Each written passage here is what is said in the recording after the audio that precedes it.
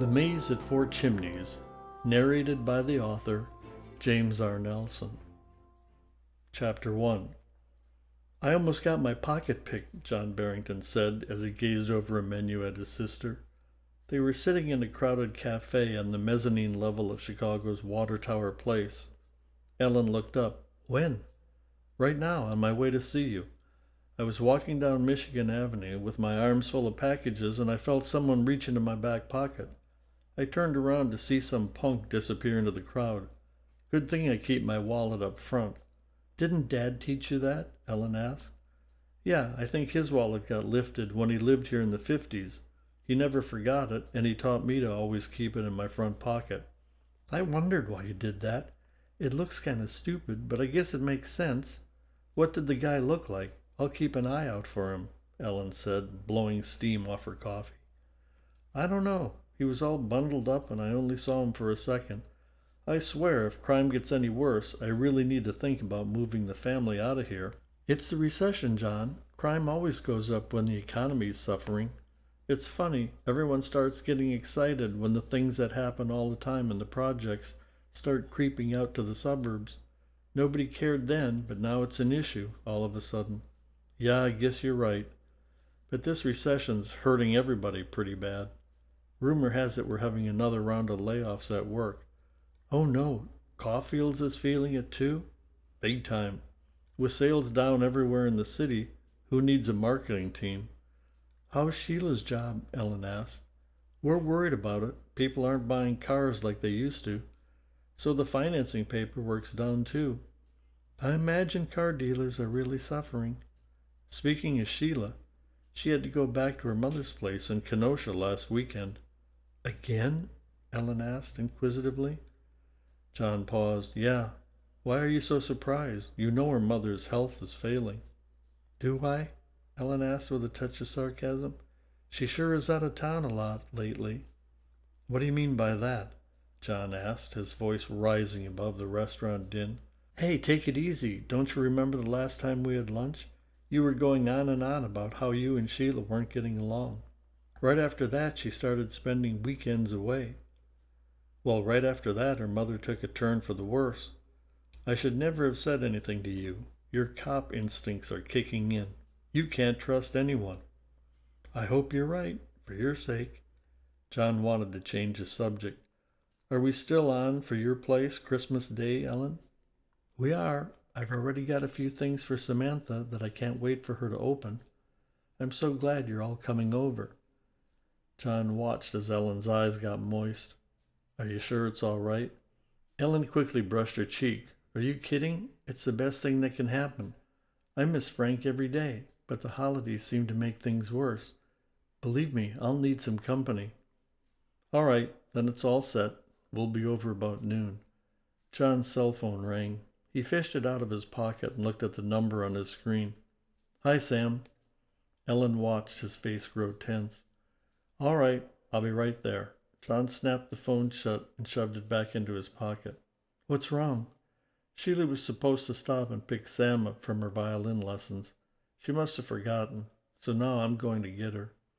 Ellen took one last sip of coffee, stood up and adjusted her gun belt. "Well, I have to run too. I need to get back on the street and keep you Christmas shoppers safe for another day." John waved at a waitress to bring the check. He watched as Ellen threaded her way through the crowd and exited the restaurant. Even though she was 9 years older, Ellen was in great shape. John had always looked up to her. Ellen's husband died right before the holidays 3 years before. The following February, Ellen informed John that she had applied to the Chicago Police Academy. John couldn't believe it. He never pictured his sister as a cop. A doctor, maybe, but never a cop.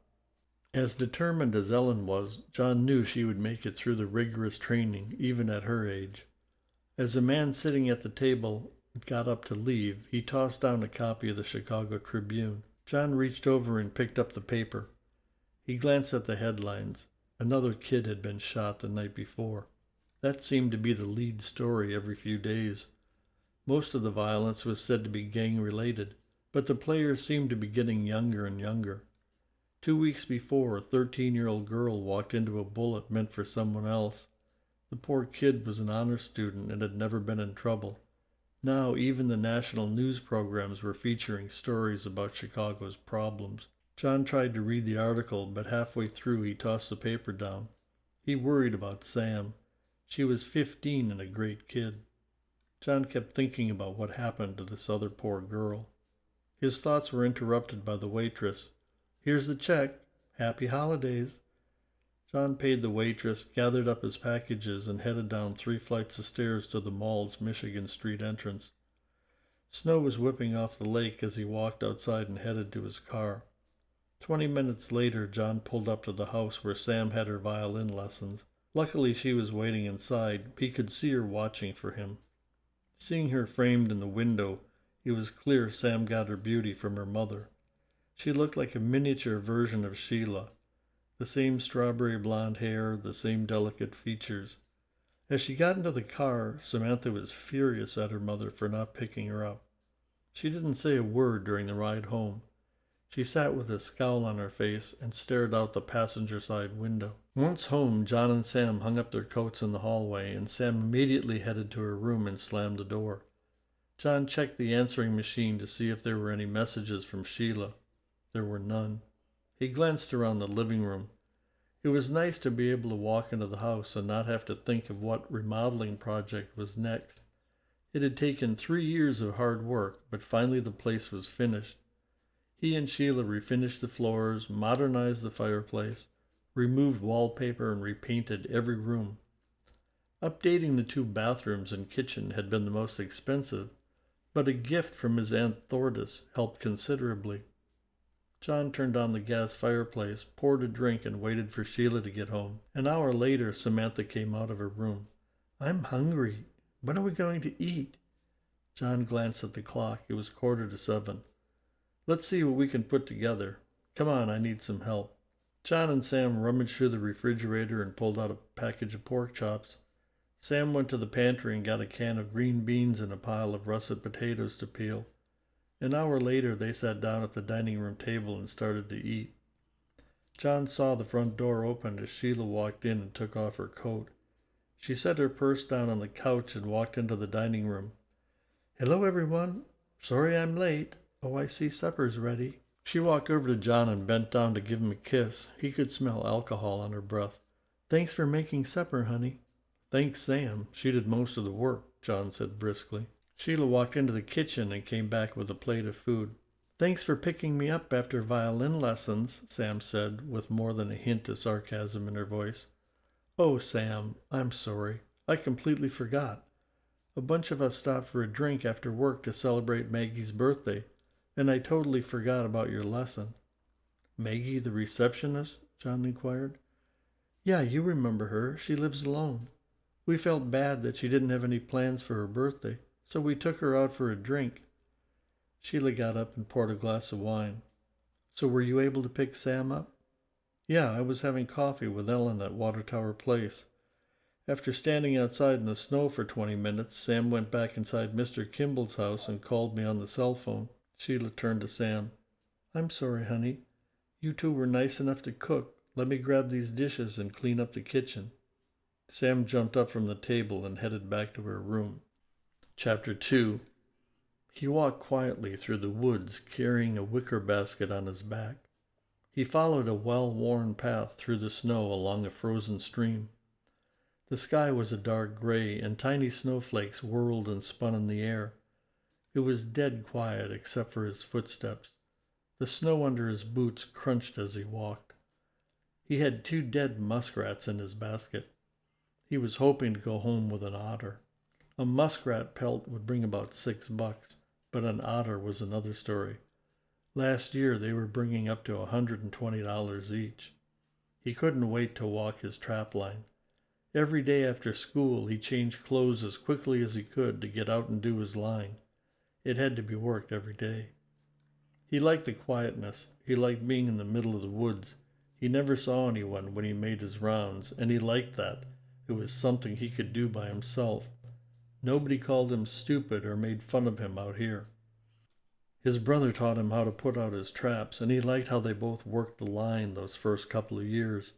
But now his brother was staying at his best friend's house in Escanaba to be closer to the high school, to be away from Dad. His brother was a senior now. Sports and girls were more interesting to him than an old trapline. He hated to see his brother leave. It just gave his old man more time to drink and yell at him. He walked up to a muskrat hole and bent down to take a closer look. The opening was almost completely frozen over.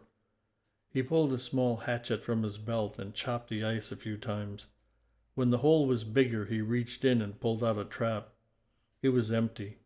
Maybe the next spot would be better. The wind was picking up and the snow was falling harder. A layer of white crystals covered his jacket and head. This was better, he thought. I'm almost invisible out here. Chapter 3. Sam was in a better mood the next day. After breakfast, she ran up to John and thrust a piece of paper in his hand. "Here's the list I've been making." "List of what?" John asked, playing dumb. "You know, what I want for Christmas." John was about to read the paper when Sheila walked up and grabbed it out of his hand. Sheila ran down the list and handed it back to John. She looked over at her daughter. "Really, Sam? All you have here is books, art supplies, and some violin music. Don't you want some new clothes? How about some makeup? Maybe some perfume?" Samantha was caught off guard. "No, Mom. I want the things that are on my list." "I know, but if you look at your list, everything's kind of artsy. Don't you think it would be fun to get some clothes and makeup so the boys can see how pretty you are?" Sam blushed. "Mom, that's what you want me to have, not what I want." She turned and walked quietly to her room. She looked at John. "I don't understand that girl." "I can see that.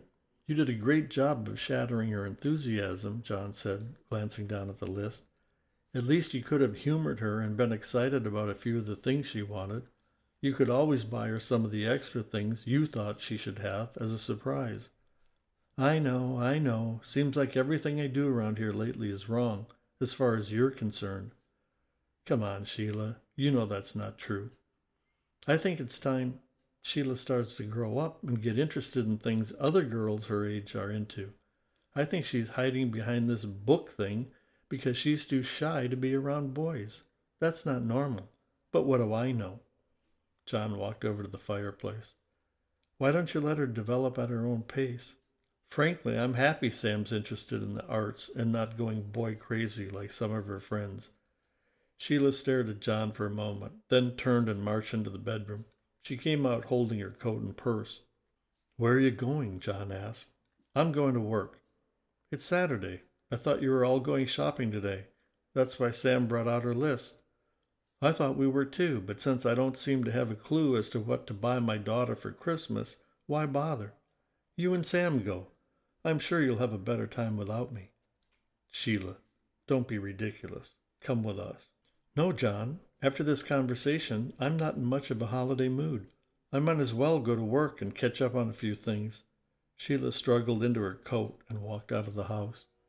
Hearing the commotion, Sam came out of her room. "Where's Mom?" "Your mother's a little upset with me, and she doesn't want to go shopping. She's going to catch up on some work at the office." Sam's face fell. "I'm sorry, Dad. It was my list, wasn't it?" "Don't be sorry, Sam. It's not your fault. As you probably noticed, your mom's been a little edgy lately. Don't ask me why." "So we aren't going shopping now?" Sam asked with a frown. "We certainly are. Go get your coat." 2 malls and 4 hours later, John asked, "You ready to call it a day?" "I think so."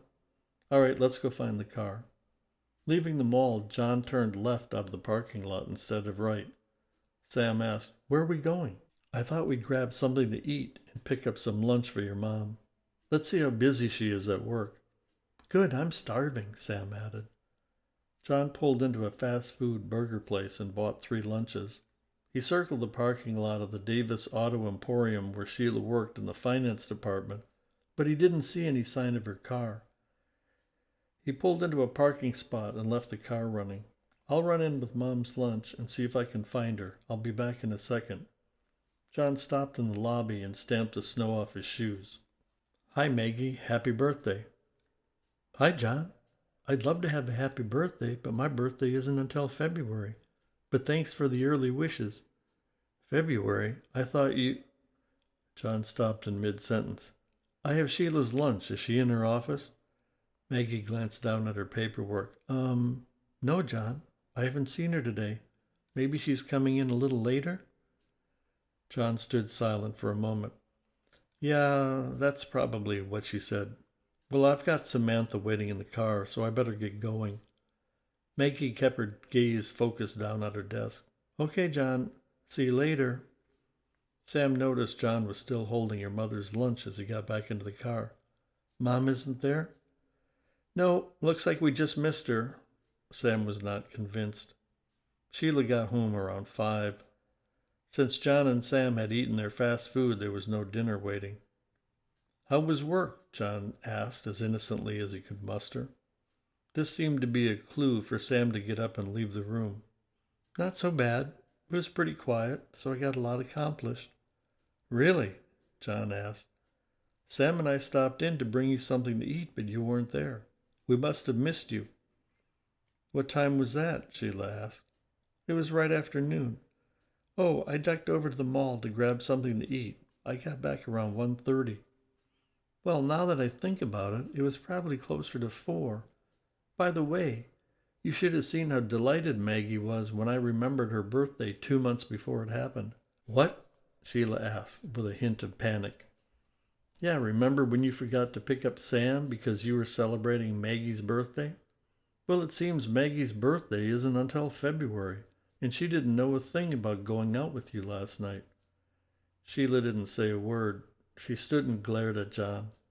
After a tension-filled silence, John asked, So what's going on, Sheila? You tell me you were slaving away at work, but today at 4 o'clock, Maggie hadn't seen you all day. And then last night, when you were supposed to be having drinks with her, she didn't know anything about that either. Why all the stories? I can't believe you're asking me these questions, Sheila said, tears welling up in the corner of her eyes. And I can't believe I have to ask you these questions, John said.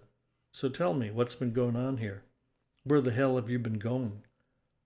I don't have to stay here and listen to this, Sheila shot back. You're right, you don't. Give me a logical explanation and we can forget this whole conversation. Sheila stood there. Well? John asked. She pushed past John, grabbed her purse, and stormed out of the house. John stood in the living room staring at the door Sheila had just slammed, not believing that this was their second argument in one day. John poured a cup of cold coffee left over from the morning, sat down on the living room couch, and turned on the television. Someone was talking on the TV, but John didn't hear a word. He kept replaying the conversation he had had with Sheila. Half an hour later, Sam came out of her room and asked John if she could spend the night at her friend Gail's house. John said it would be fine. In fact, he thought to himself it would probably be a good idea to get Sam out of this tension-filled environment.